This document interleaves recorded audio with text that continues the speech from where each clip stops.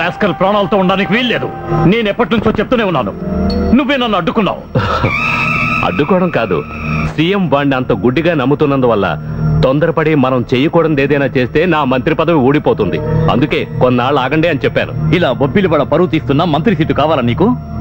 ఇంతవరకు మన ఫ్యామిలీ గురించి అందరూ గొప్పగా చెప్పుకుంటూ భయభక్తులతో ఉండేవాళ్ళు. ఈ రోజు ఏమైంది? అది ఒక చిన్న కుర్రాడి కారణంగా. వాడు తమ్ముడు తీసుకెళ్లి నెలల తరబడి దాచిపెట్టాడని చెప్పడానికి నాకు సిగ్గుచేటుగా ఉంది. ఒకవేళ చెప్పినా ఎవరు నమ్మడం లేదు. నీకు నమ్మకం లేదా? నమ్మకండి, ఎవరు నన్ను నమ్మకండి. నువ్వు చెప్పేది మేము నమ్ముతాం, కానీ పోలీసుల ముందు సాక్ష్యంగా చూపించడానికి మన దగ్గర ఏముంది? నువ్వేవి సాధారణ వ్యక్తివి కాదు, సీనియర్ ఐపీఎస్ ఆఫీసర్వి.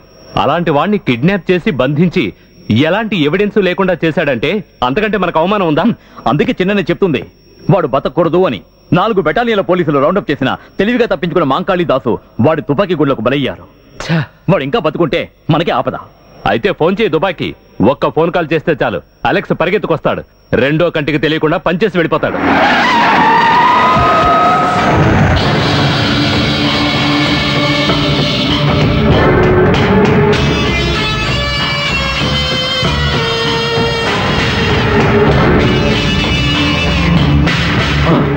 ఎరా దొంగనో కొడక, నీకెంత ధైర్యం ఉంటే బొబ్బిలి వాళ్ళ ఇంట్లోకి డైరెక్ట్ గా వచ్చేస్తావు? నిన్నంత తేలిగ్గా వదులుతాననుకున్నావా? నీ అబ్బా!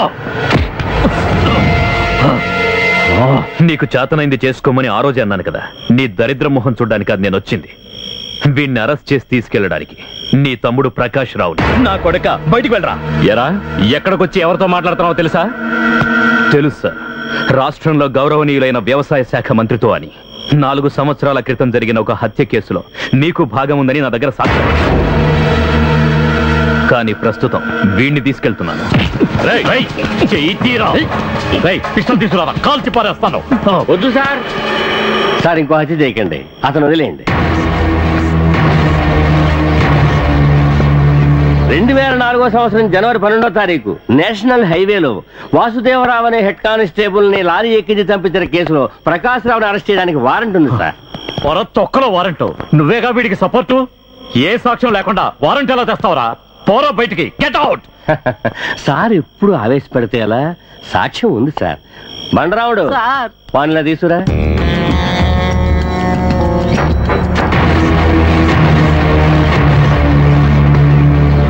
వీడు మీకు తెలిసే ఉంటాడనుకుంటా. తెలుసు, తెలియకుండా ఎలా ఉంటుంది? చెప్పరా చంద్రం, ఆ రోజు వాసుదేవరావుని హత్య చేసింది ఎవరు?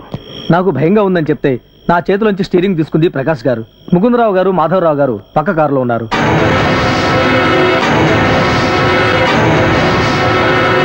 ఇంకా మీకు సాక్ష్యాలు కావాలనుకుంటే కోర్టులో అడగండి.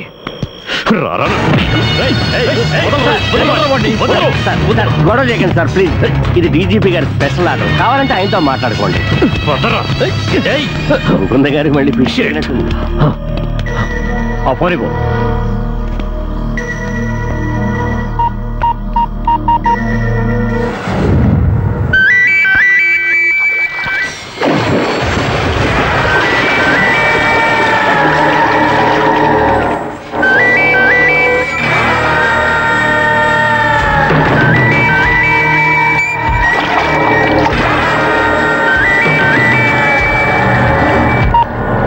Alex speaking. Hello, how are you sir? ఈ ఫోన్ కాల్ గురించే ఇన్నాళ్ళు వెయిట్ చేస్తున్నాను సార్. నేను వెంటనే రావడానికి. నా మహంకాళి అన్నయ్యని చంపిన దొంగ నా కొడుకుని నా చేతులతో ముక్కలు ముక్కలుగా నరికి చంపాలనే కోరిక సార్. సార్ ఇంకేం దిగులు పడకండి సార్. నెక్స్ట్ ఫ్లైట్లో నేను ఇక్కడి నుంచి బయలుదేరతాను. వాడిని మాత్రమే కాదు, వాడి కుటుంబాన్నే అంతం చేస్తాను.